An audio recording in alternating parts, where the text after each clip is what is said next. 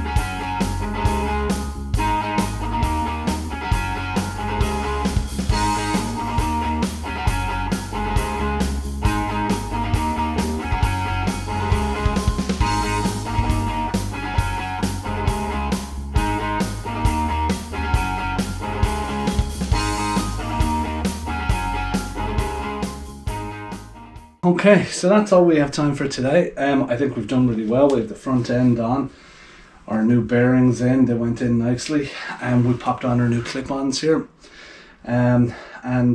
We'll torque these properly and all that. When we kind of go for a final setup, we need to get on there when the seat's on and feel it and all to make sure we're in the right spot. But that's it for now. Don't forget to like, don't forget to subscribe, hit the bell. Just so that you can be kept up to date with new episodes and things as they come out. And thanks for tuning in. Talk to you guys soon.